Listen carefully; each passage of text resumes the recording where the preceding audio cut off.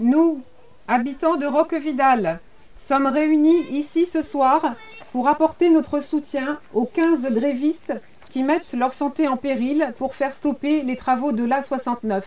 Notre soutien également à tous les collectifs et associations qui ont vu le jour dans cette lutte contre une autoroute inutile, écocide et obsolète.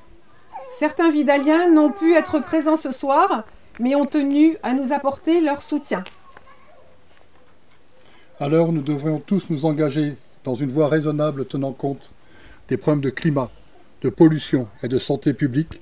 Nous nous trouvons face à des élus et face à des intérêts privés qui s'obstinent, malgré les multiples mises en garde des scientifiques, Atécopole, GIEC, ainsi que d'organismes gouvernementaux, malgré une enquête publique renforcée à vouloir construire cette autoroute qui sera une catastrophe économique, écologique et sociale.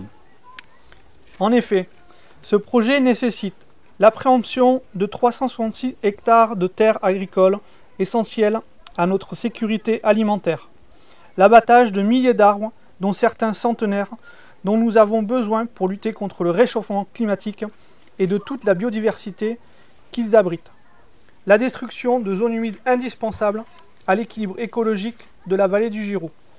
De plus, il y aura spoliation de 3 déviations financées par l'argent public et obligation de passer par les villages, d'où un problème de sécurité et de pollution pour ces riverains. La nationale 126 sera déclassée, ce qui signifie qu'elle ne sera plus entretenue et deviendra dangereuse et accidentogène, bien qu'elle soit toujours empruntée par les automobilistes qui n'auront pas les moyens de payer 17 € de péage aller-retour. La construction de l'A69 sera une fracture dans le paysage et empêchera la mobilité nord-sud, sud-nord des personnes travaillant à proximité.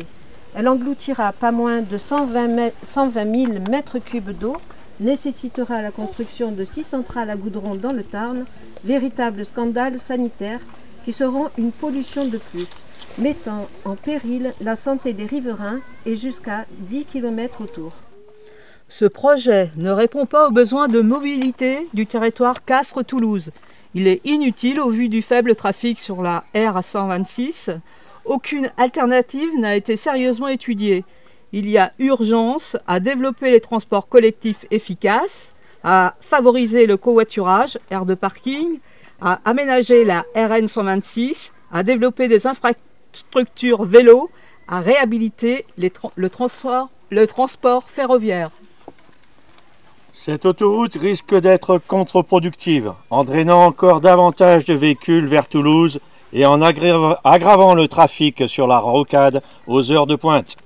L'arrêt de la A69 concorde avec les recommandations de sobriété et de non-artificialisation du programme Transition 2050 de l'ADEME et du gouvernement lui-même, avec le projet de ZAN, zéro artificialisation nette.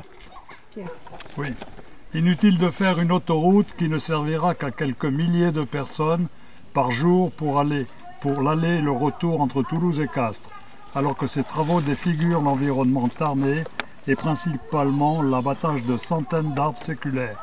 N'oublions pas que ces travaux seront financés par tous les Tarnais par un supplément sur leurs impôts locaux. Comme bien d'autres villages, bien d'autres citoyens, nous disons non à l'A69.